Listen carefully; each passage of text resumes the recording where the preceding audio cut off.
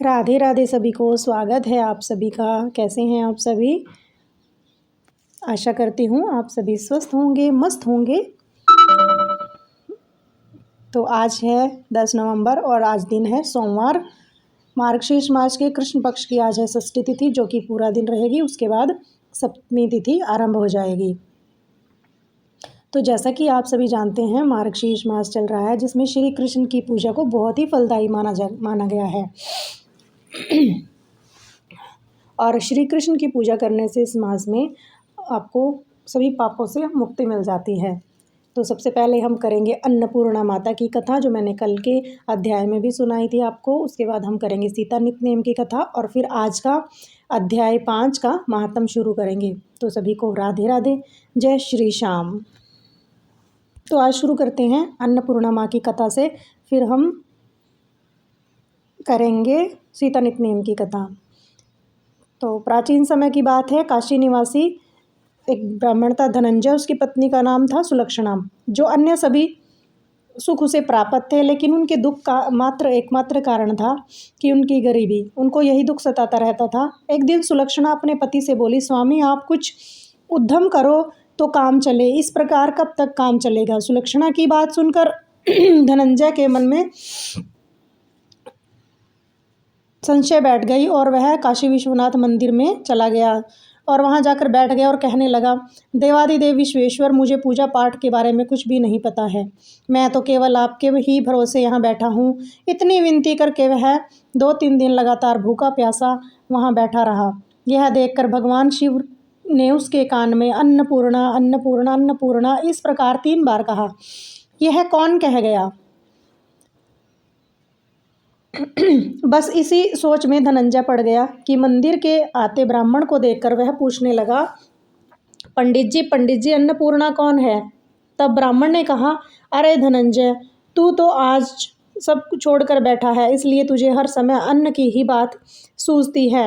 जा घर जा, अन्न ग्रहण कर। धनंजय अपने घर आने पर अपनी पत्नी को सारी बात कही। तब वह बोली, नाथ चिंता मत कीजिए, स्वयं शंकर जी ने यह मंत्र दिया है और वे स्वयं ही खुलासा भी करेंगे।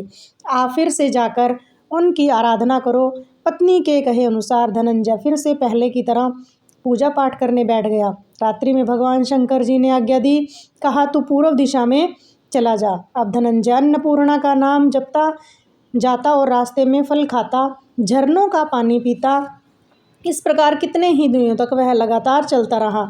वहाँ उसे चांदी चमकते वन की शोभा देखने को मिली, सुंदर सरोवर देखने को मिले। उनके किनारे सुंदर अप्सराएं झुंड बनाए बैठी थी। एक अप्सरा कथा कह रही थी और सब माँ अन्नपूर्णा इस प्रकार बार बार कहती थी। अब अज्ञान मास की उजियारी रात्रि थी और आज से ही व्रत का प्रारंभ था। जिस शब्द की खोज करने वह निकला था, वहाँ उसे वही शब्द सुनने को मिला। धनंजय ने तब उनके पास जाकर पूछा, देवियों आप यह सब क्या कह रही हो? तब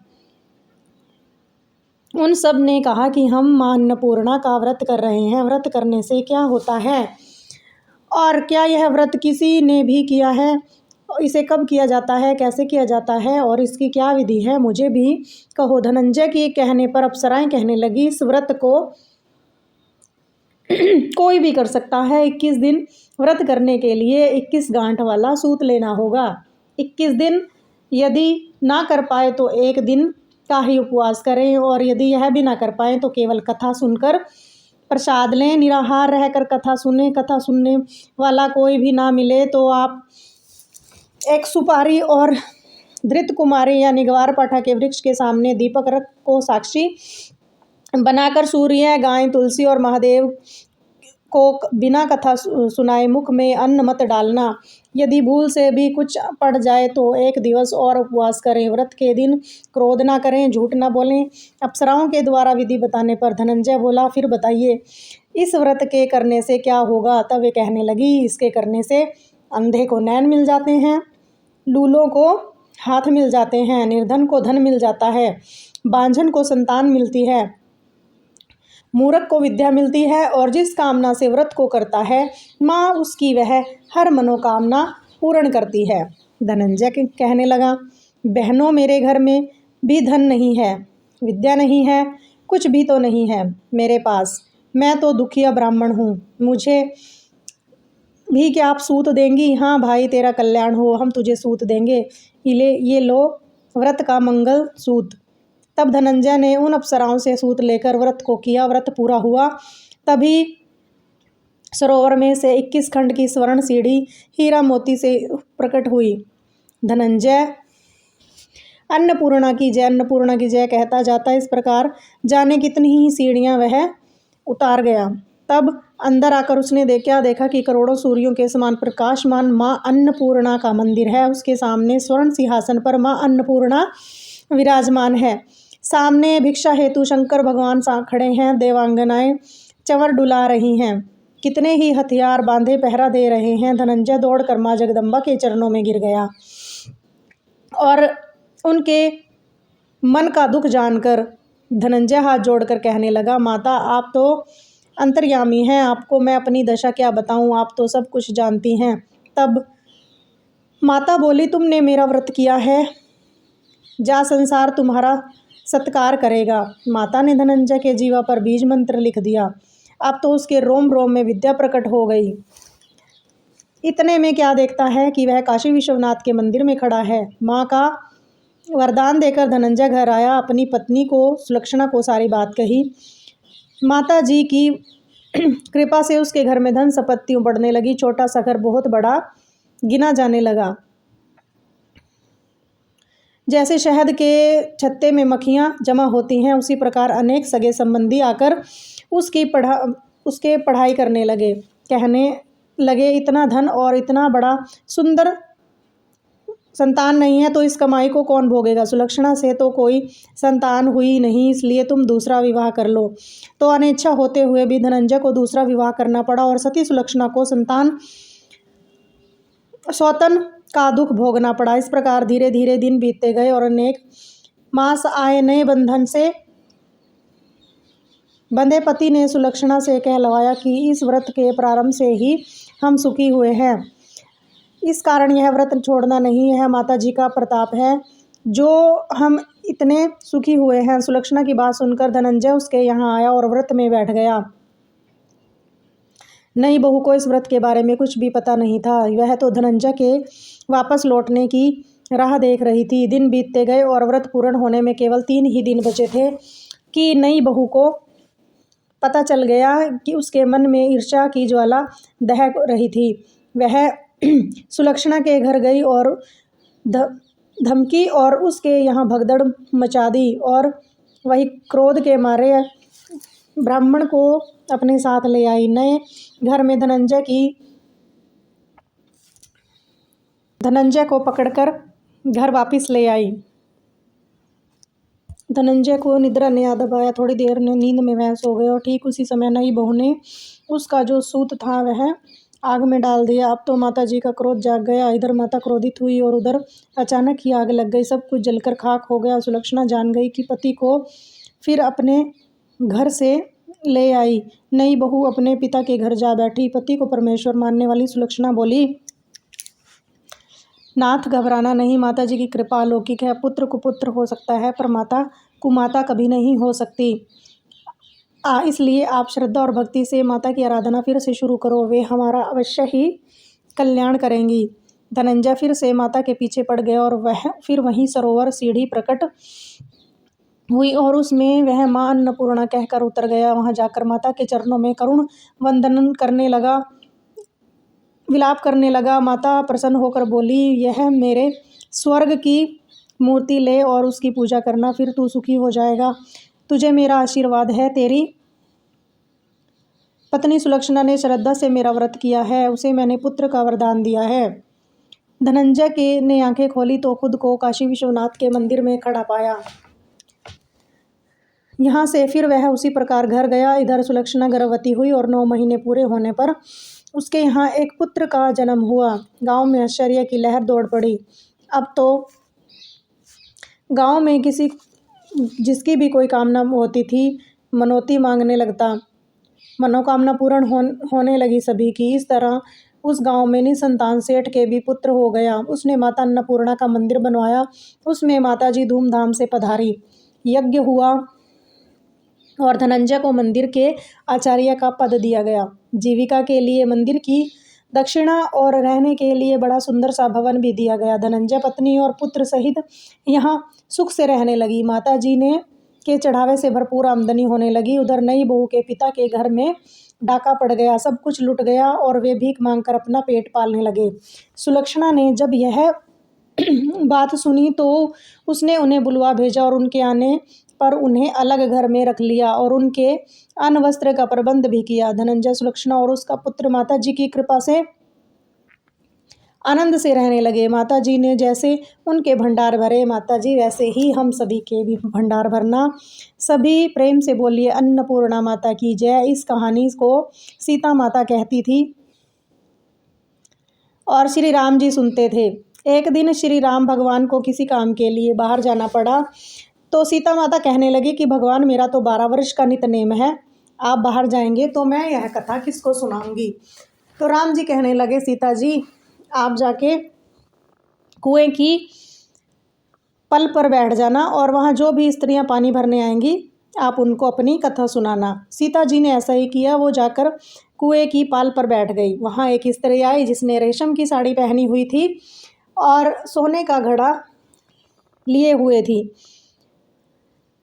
सीता माता उसे देखकर कहने लगी, बहन, मेरा 12 वर्ष का नितनेम है, मेरी कहानी सुन लो। पर वह स्त्री बोली कि तुम्हारा नितनेम सुनने के चक्कर में मुझे सास से जाने में देर हो जाएगी और मेरी सास मुझसे झगड़ा करेगी। ऐसा कहकर वह स्त्री घर चली गई। लेकिन रास्ते में जब वह घर पहुंची तो उसका जो सोने का घड़ा था वो मिट्टी का घड़ा बदल गया और जो उसकी रेशम की साड़ी थी वह टाट में बदल गई। सासू माँ ने देखा तो बोली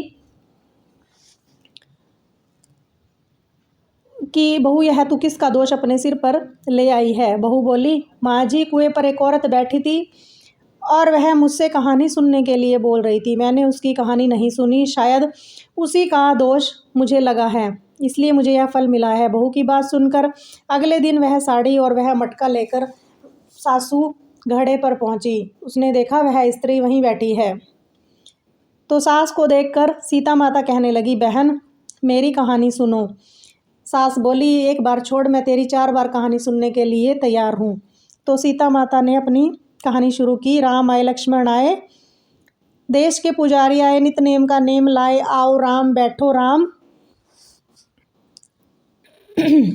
तपी रसोई जीमो राम, माखन मिश्री खाओ राम, दूध बतासा पियो राम, सुत के पलको मोठो राम, राम दुशाला पोठो राम, शाल दुशाला ओढ़ो राम, जब बोलूँ राम ही राम, राम संवारे सबके काम, खाली घर भंडार भरेंगे, सबका बेड़ा पार करेंगे, श्री राम जय राम, जय जय राम। सासू बोली, बहन, कहानी तो बहुत अच्छी लगी।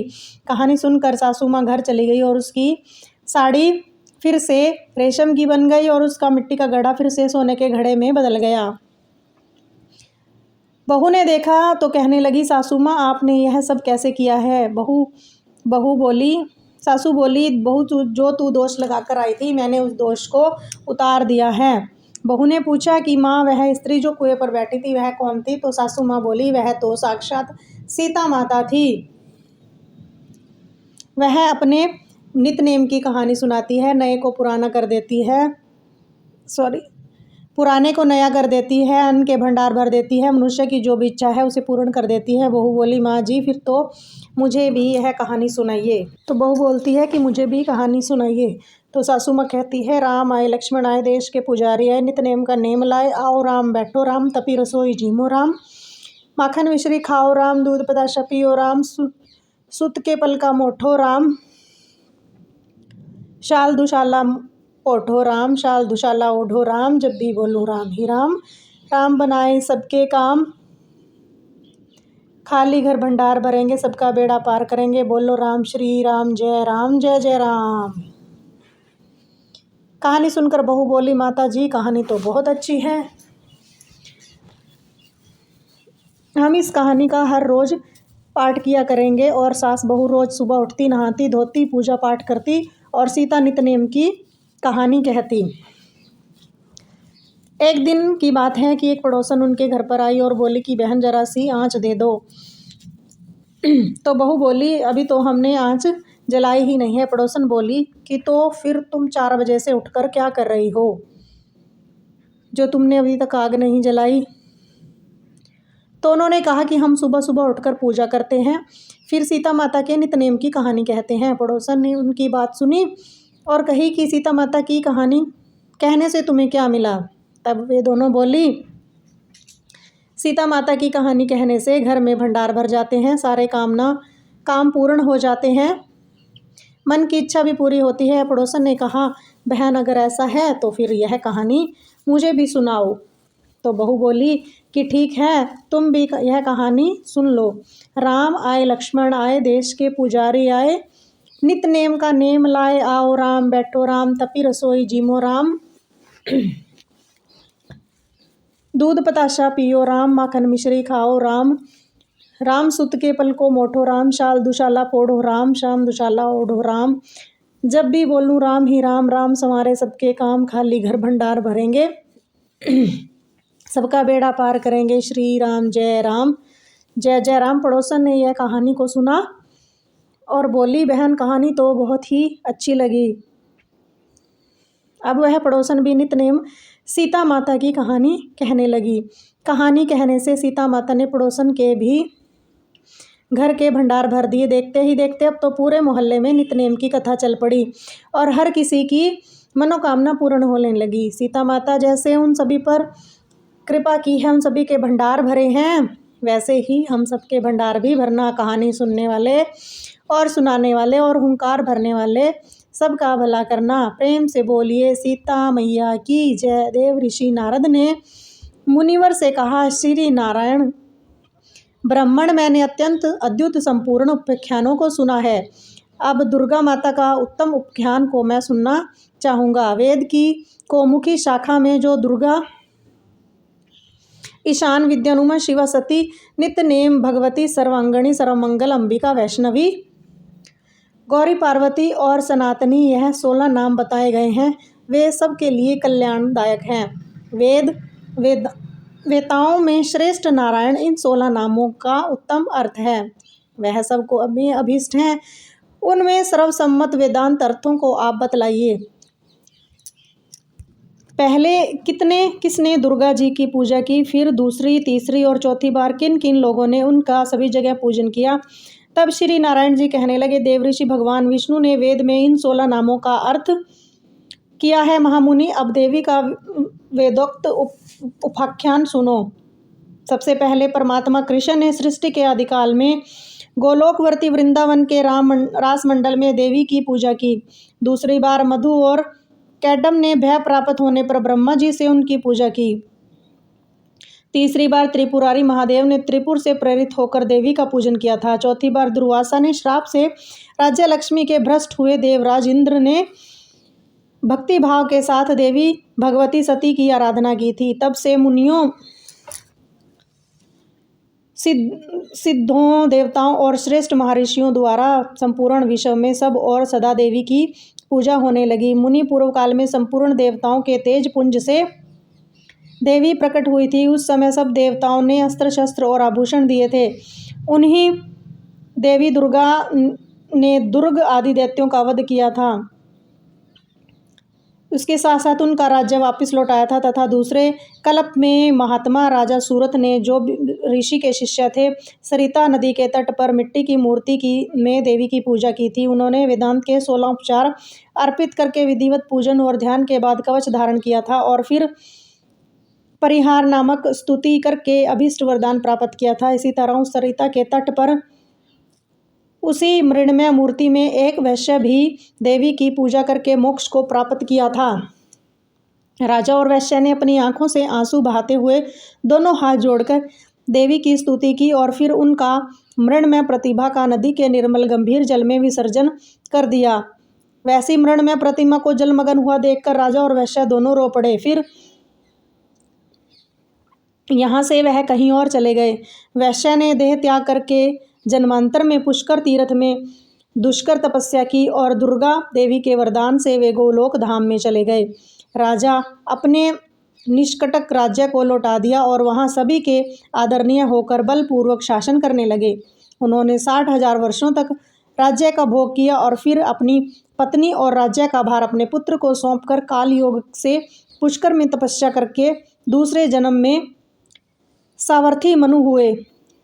वे बस से मनु श्रेष्ठ। इस प्रकार मैंने अगर्मों और दुख्यानों का संक्षेप में वर्णन किया है। अब तुम और क्या सुनना चाहते हो? देवऋषि नारद से पूछने पर भगवान नारायण ने तारा की कथा कही और चैत्र तन्य राजा से राजा सूरत की उत्पत्ति का प्रसंग भी सुनाया। देवऋषि नारद के प्रश्न का उत्तर देते हुए भगवान नारायण बोले कि ध्रुव के पुत्र और उत्कल के पुत्र बलवान नंदी स्वयंभू मनु के वश में सत्यवादी और जितेंद्र राजा थे। उन्होंने 1000 अक्षरोहिणी सेना के साथ रहकर महामती सूरत के राज्य को चारों ओर से घेर लिया था। नारद दोनों पक्षों में से पूरे 1 वर्ष तक लगातार युद्ध हुआ।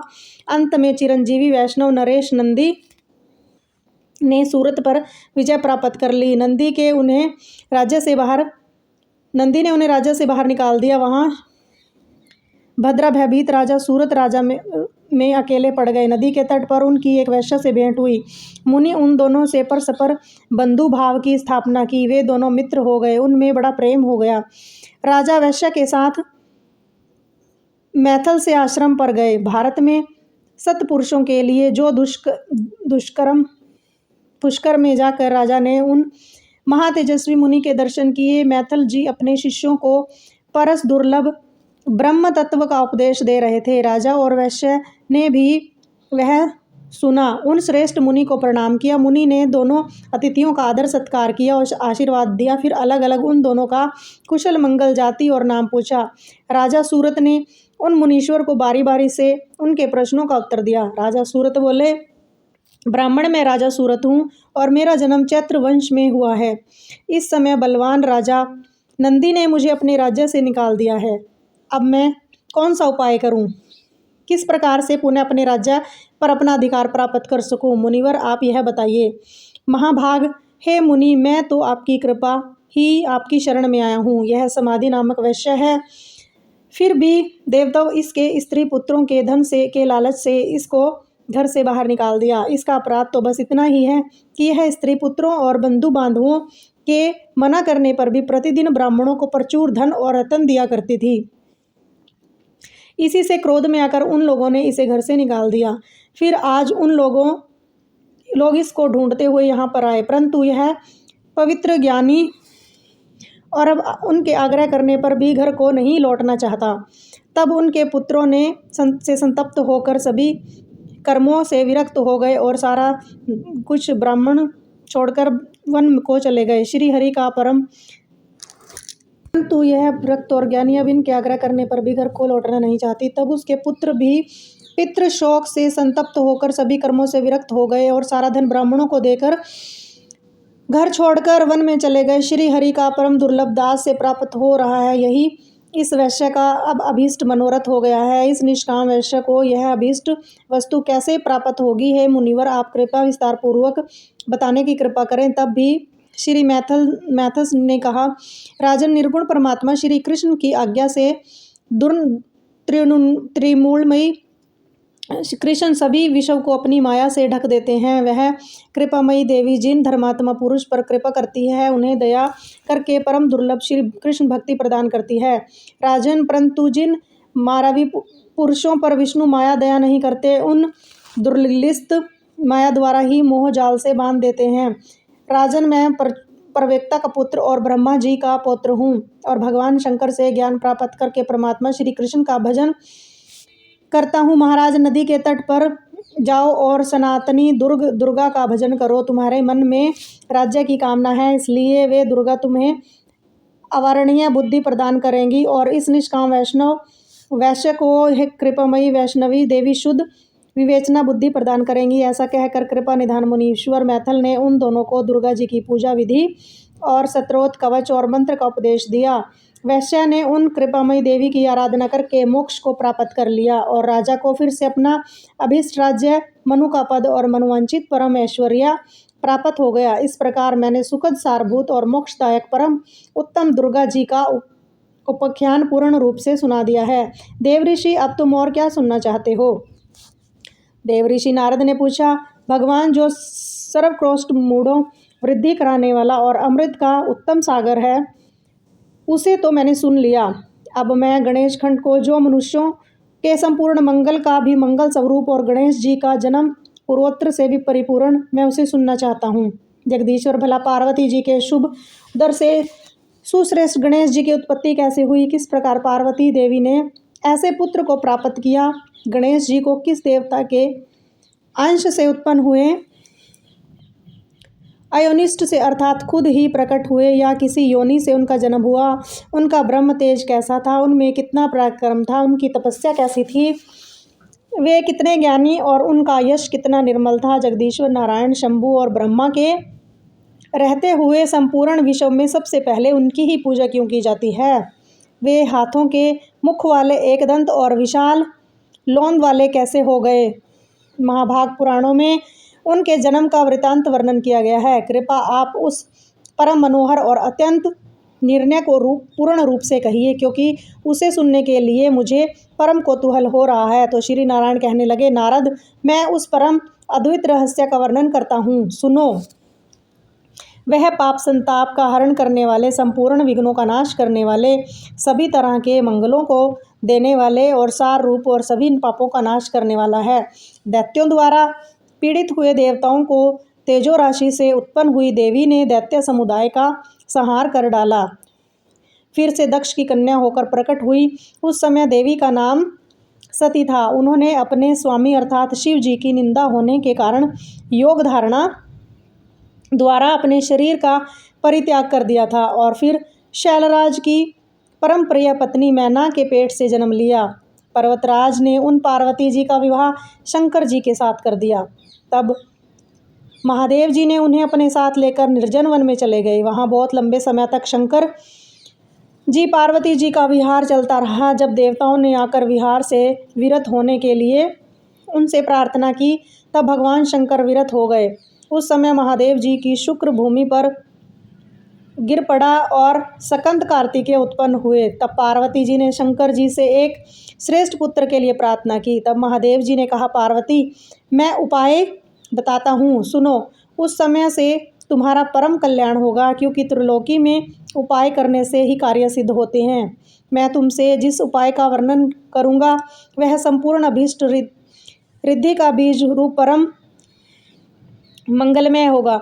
देवी, तुम श्री हरि की आराधना करके व्रत आरंभ करो। 1 वर्ष तक तुम्हें इस व्रत का पालन करना होगा। इस व्रत का नाम पुण्यक है। यह महाकठोर बीज कल्पतरु के समान अभीष्ट सिद्ध करने वाला, उत्कृष्ट, सुखदायक, पुण्यदायक, सार रूप और समस्त संपत्तियों को देने वाला है। प्रिया, जैसे नदियों में गंगा, देवताओं में श्री हरि, वैष्णवों में शिव, देवियों में तुम, वर्णों में ब्राह्मण, तीर्थों में पुष्कर,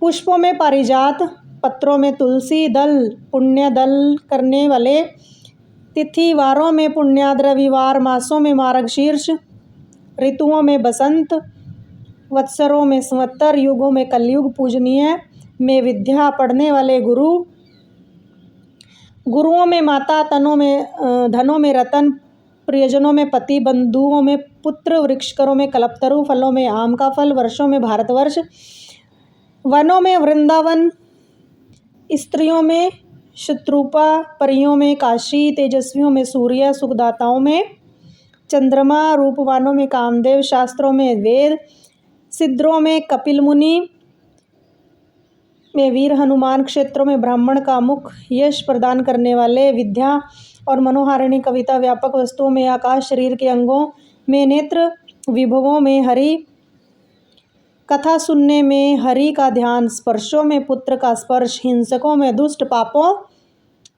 में झूठ बोलना, तपस्वियों में ब्रह्मा, भक्ष वस्तुओं में अमृत, अन्नों में धान, पवित्र करने वालों में जल, शुद्ध पदार्थों में अग्नि, तेजस वस्तुओं में स्वर्ण, मीठे पदार्थों में प्रिय भाषण, पक्षियों में गरुड़, हाथियों में देवराज इंद्र का वाहन ऐरावत, योगियों में कुमार अर्थात सनत कुमार आदि, देव ऋषियों में नारद, गंधर्वों में चित्रत, बुद्धिमानों में बृहस्पति, श्रेष्ठ कवियों में शुक्राचार्य जी, काव्यों में पुराण, सोतों में समुद्र, क्षमाशीलों में पृथ्वी, लाभों में मुक्ति, संपत्तियों में हरि भक्ति, पवित्रों में वैष्णव, बागों में ओमकार, मंत्रों में विष्णु मंत्र, बीजों में प्रकृति, विद्वानों में वाणी, छंदों में गायत्री छंद, वृक्षों में कुबेर, सर्पों में वासुकी नाग, पर्वतों में पिता, गोवों में सुरभि, वेदों में सामवेद, तृणों में कुश,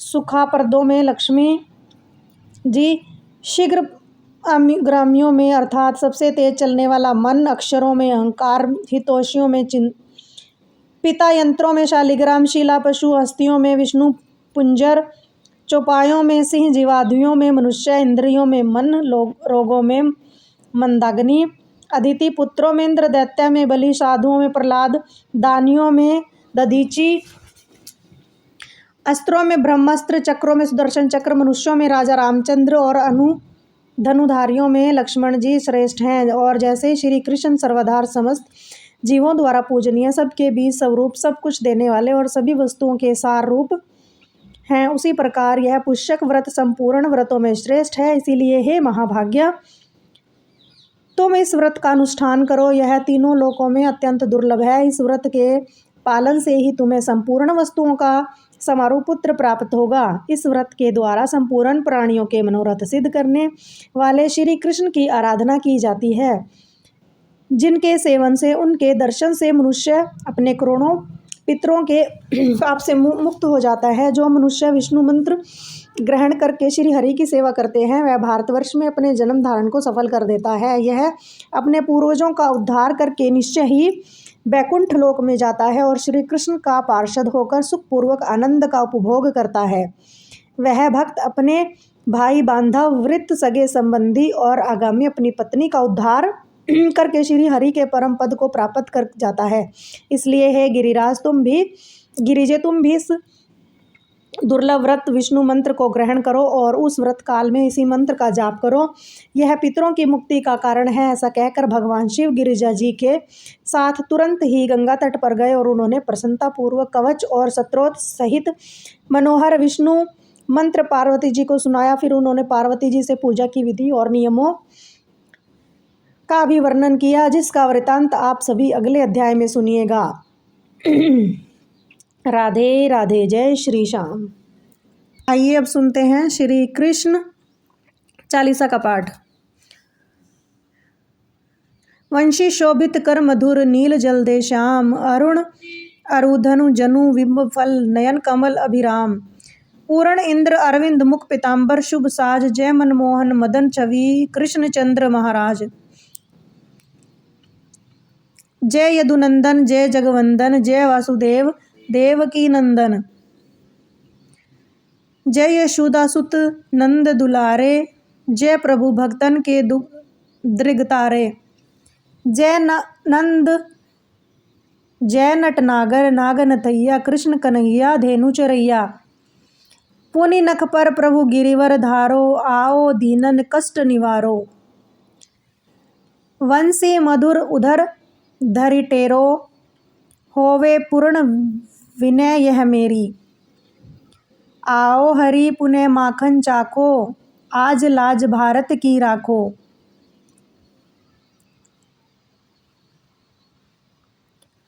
आज कपोल चिंबुक अरुणारे, मृदु मुस्कान मोहिनी डारे।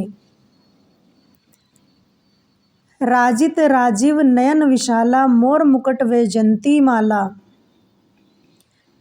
कुंडल श्रवण पीठ पट आछे, कटी किंकणी काचनी छाछे। नील जलज सुंदर तनु सोहे, छवि लखी सुर नर मुनि मोहे। मस्तक तिलक अलक घुंघराले, आओ कृष्ण बांसुरी वाले। करी पे पान पूतन नहीं तार्यो, अका बका कागा सुर मार्यो। मधुवन जलत अग्नि जब ज्वाला, भय शीतल लखतहि नंदलाला। सूरपति जब ब्रज चढ़यो रिसाई, मूसर धार वारी वर्षाई। लगत लगत वज्रवहन बहायो, गोवर्धन नख धरी बचायो। लखी यशोदा मन भ्रम दिखाई, मुख मह 14 त्रिभुवन भुवन दिखाई। दुष्ट कंस अति उधम मचायो, कोटि कमल जब फूल मंगायो।